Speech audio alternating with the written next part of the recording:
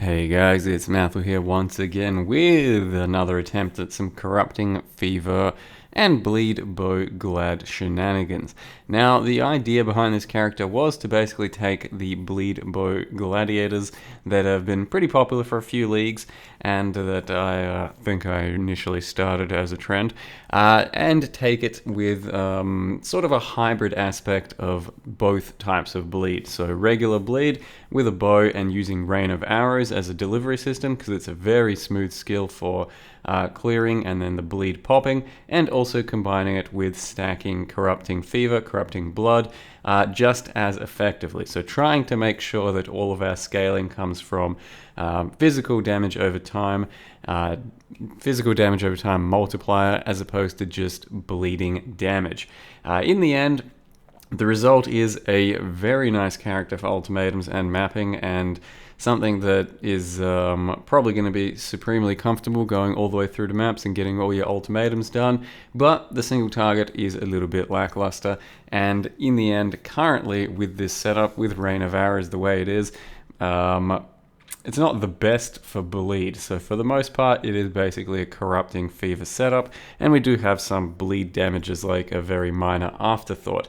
Throughout this entire video, I am using a bow that just has one fizz roll and some attack speed on it. So it's basically 15 attack speed and like 60 fizz damage, like a 200 DPS fizz bow. So almost all of the work is coming from corrupting fever, since I have yet to craft my full fizz bow. But even when I do craft that full fizz bow, the corrupting fever itself will probably be doing something like 10 times that damage if you really want to scale it properly, and you can turn it basically into just a physical version of Toxic Rain. So you can scale Corrupting Fever on a bow character similar to this one, but go all out with Corrupting Fever and just get gem levels and damage over time everywhere, and the appropriate bow, and you'll end up hitting something like 2 million Corrupting Fever, which is really solid damage in the end. Bit lackluster compared to Toxic Rain's top end, but should feel just as good, if not better, in some scenarios. So the goal was to initially do both bleed and corrupting blood sort of damage, but in the end it's mostly just a corrupting blood delivery system, and we do still have bleed pop explosions from Gladiator, which are very nice and convenient for clear as well. All in all, it is basically setting out, doing exactly what I set it out to do, which is become a very nice ultimatum clearer and map clearer, and just a nice alternative to the Exsanguinate build that I made for applying corrupting blood as well. And it's something you can take to much higher levels, something you can max out a lot more with the right items, and I'd say Corrupting Fever, just a really nice addition to the game overall. So besides that, there's nothing too revolutionary here. We could, of course, go into full like bleed damage, grab an Assailant perhaps, and start puncturing things, and maybe that's what I'll end up doing if I really feel like I want to push the bleed on the character to a real level where it's doing just as much as the Corrupting Fever. However, I'm pretty happy with my character's clear, and it's not too expensive overall as a character. It's pretty easy to set up. You just need a couple of 6 links really, and then some gem levels and some cluster jewels. So it's been very nice to play. It's a very worthwhile character to touch. You can also do Tornado Shot instead of Rain of Arrows as a delivery system, but I think Rain of Arrows has a bit nicer overlap and playstyle for our Corrupting Fever stacking. And of course you could do a Scion instead of a Gladiator if you still want the same sort of scaling, but you'd have to use Hemophilias for the bleed pops.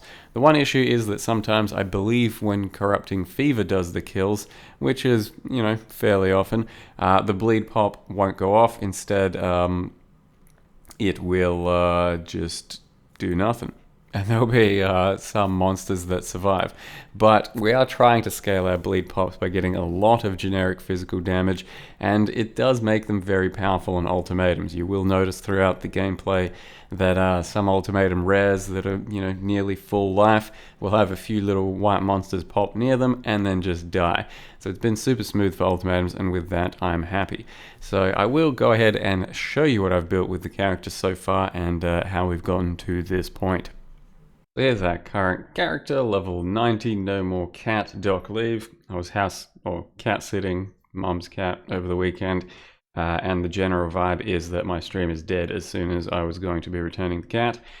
So doc leave and emote about leaving the stream.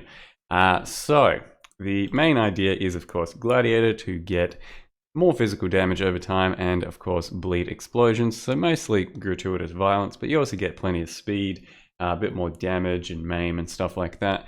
Very nice ascendancy for this type of thing. And as I said, the idea behind the build is to basically try and scale generic physical damage and physical damage over time. So we've got these clusters, these little nodes here, there, and physical damage clusters that just do physical damage, have physical damage nodes, and then once again the physical damage over time clusters here to just grab whatever we can with damage over time, generic physical damage over time. So we have rend, physical damage over time, damage over time, damage, and damage, physical if you spent life recently, damage, life recently, and then these are all just super generic fizz damage. So our bleed pops, the explosions themselves hit really hard, and then it's mostly about the Corrupting Fever stacking. So we do have a 6 link on our Corrupting Fever, as opposed to the previous character where I had a 4 link with an additional mod on the gloves. So it has Corrupting Fever as a level 21, then got Brutality, Swift Affliction, Life Tap, since that does 28% more damage. So it's a good 5th link for the skill, as well as efficacy, and then empower. So a level 4 empower would obviously be very big, but this is what I've got for the time being. But once you put in life tap, that's when things start to get pretty crazy with life costs. So you do have to be careful with the way you maintain this and sustain. At the start of a map, when you press it, it's going to chunk you quite badly, but you should be able to maintain it throughout the map because it gets refreshed every single time you spend a certain amount of life. And I do have life tap attached to my rain of arrows, as well as attached to my movement setup of dash and blink arrow. So Corrupting Fever itself does get renewed pretty often with rain of arrows, so you don't really have to press it very often. But if it does fall off and you have to press it again, it might get a bit iffy.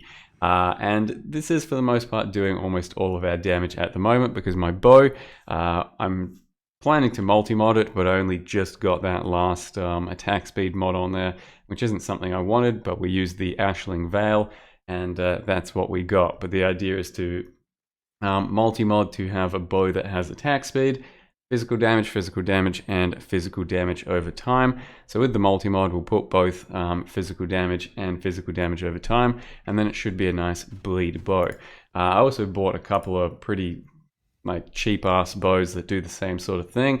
A thicket here with just a bunch of fizz, and then you can craft your fizz dot, and a Imperial bow that has a bunch of fizz dot, some attack speed, and then we crafted some fizz. And both of these are pretty damn cheap and easy to sort of find these types of bows and just have a similar weapon to this. But if we want our actual bleed to be doing damage as well, we do want some good physical damage on the bow. Though currently, Rain of Arrows, it's not really designed to do lots of bleed damage. It's got a 60% base damage. It doesn't have any more multipliers or anything. So ultimately, if we do want to do bleed, we're probably going to swap to something like a Puncture in a Helm setup, probably an Asylum, or a separate 6-link altogether in the offhand to use Puncture with. At the moment though, it just does 100, 200k bleed deeps and then helps spread or get a good overlapping of our corrupting blood. But either way, we currently have Rain of Arrows, Life Tap, Brutality, Deadly Ailments, Mirage Archer, which also helps with the clear and applying of the bloods, and Vicious Proj. So there will probably be a turning point where maybe I go full Corrupting Blood or full committing into Puncture, but at the moment it's mostly Corrupting Blood and it's kind of a half-half. So we could just go complete Corrupting Blood and then put it in a 6-link bow, similar to how you build a Toxic Rain, plus levels and damage over times, that sort of shit, and get your Corrupting Fever up to like level 30 or something, instead of caring at all about the fizz and caring at all about the bleed. We'd just be doing Corrupting Blood. Completely viable as well. So besides that, we have a Poacher's Mark ring, we have a Vulnerability ring, and that's with an additional Curse chest, so we have both curses going off, some physical damage over time gloves, physical damage over time amulet, and we do need a lot of stats on this for dexterity and int, so something like that helps a lot.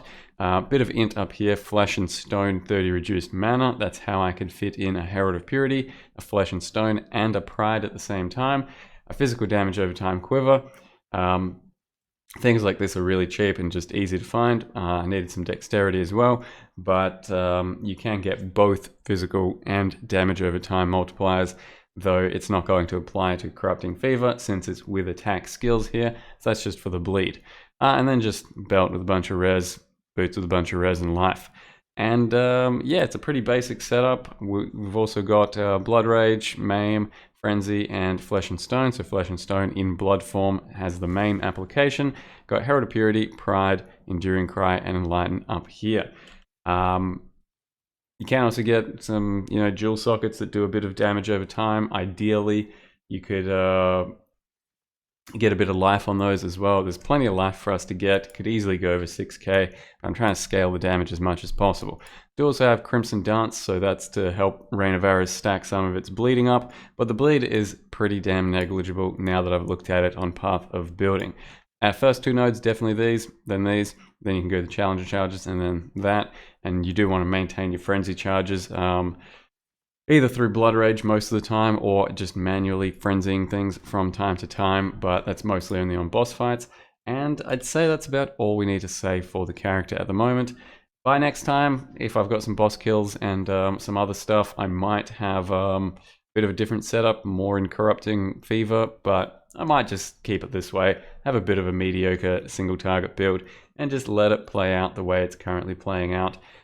Being good for ultimatums, being good for tier 15s, 16s, and just a nice mapping character. Thank you very much for watching, and see you next time.